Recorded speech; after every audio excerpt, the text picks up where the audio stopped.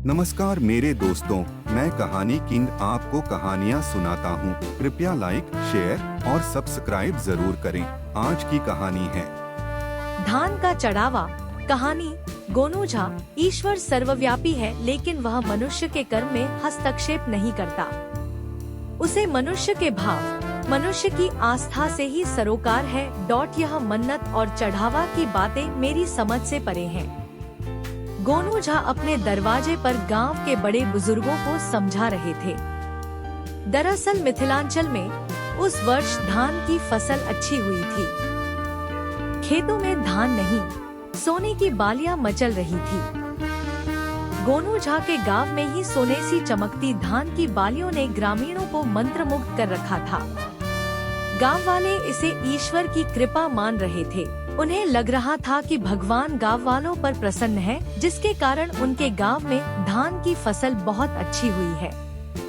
गांव वाले एकजुट होकर धन कटनी के समय अच्छी फसल के लिए उत्सव मनाना चाहते थे। धान की अच्छी फसल के लिए सर्वप्रथम वे भगवान से फसल की रक्षा के लिए सामूहिक रूप से मन्नत मांगना चाहते थे।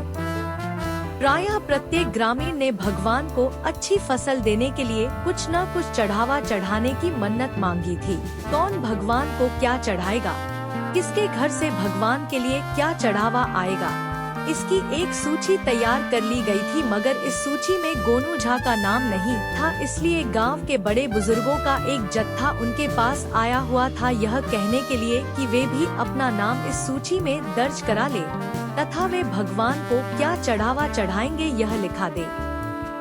मगर गोनू झा तो गोनू झा थे।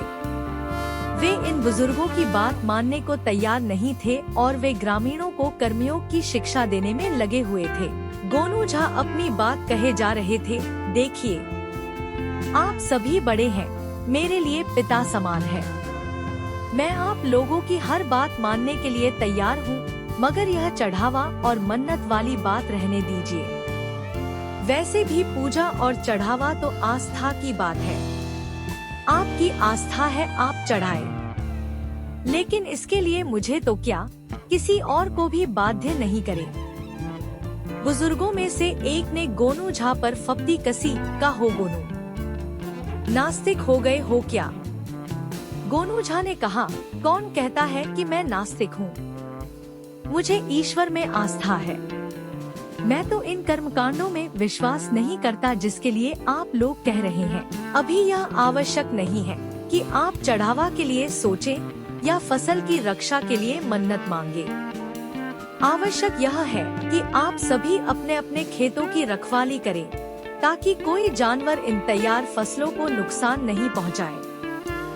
मगर ग्रामीणों का दबाव गोनू झा पर बना रहा और उनसे पिन छुड़ाने के लिए गोनू झा ने उनसे कहा, ठीक है, जब आप लोगों का यही ख्याल है कि मुझे कोई चढ़ावा चढ़ाना चाहिए तो मैं एक छईंटा, बांस की टोकरी धान चढ़ावा के रूप में चढ़ाने के लिए तैयार हूँ, मगर शर्त यह है कि एक पथिया धान हो।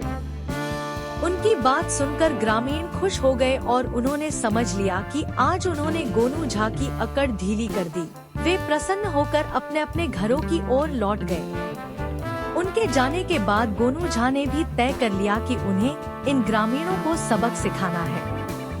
उन्होंने अपने घर में धान रखने के लिए एक बहुत बड़ी कोठी बनवाई, जिसके ऊपरी भाग का मुंह एक पथिया के बराबर था। उन्होंने एक पथिया का पेंदा कटवाकर कोठी के मुंह पर लगा दिया, जिससे लगे कि वहाँ पथिया ही है, कोठी नहीं। अंततः कटनी शुरू हुई। धान टोकरों में भरकर घरों तक पहुँचने लगे। गोनू झा ने भी अपनी कोठी में अपने खेत का धान सरकाना शुरू किया। गांव वालों को गोनू झा के चढ़ावे की याद आई। ग्रामीणों का जत्था गोनू झा के पास पहुंचा। ग्रामीण देखना चाह रहे थे कि गोनू झा चढ़ावा के लिए धान निकालते भी हैं या नहीं। गोनू झा ने ग्रामीणों को देखते ही उनके आने का कारण समझ लिया और धान से भरे टोकरे को उठाकर पथिया में पलटते हुए कहा, क्या करे भाई, ये पथिया भर ही नहीं रहा है। सुबह से कोशिश कर रहा हूँ, धान पथिया में जाते ही बिला जा रहा है। यह देखिए, अंतिम टोकरा है धान का आप लोगों के सामने। यह देखिए, पथिया में डाला धान और देखिए धान बिला गया।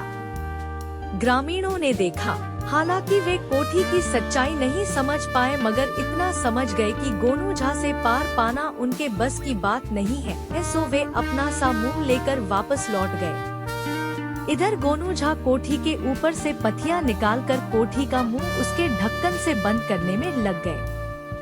अगर आपको हमारी कहानी पसंद आई हो तो कृपया इसे लाइक करें, अपने दोस्तों के साथ शेयर करें और हमारे चैनल को सब्सक्राइब करना न भूलें। इस तरह की और दिलचस्प कहानियाँ सुनने के लिए बेल आइकन को दबाना न भूलें।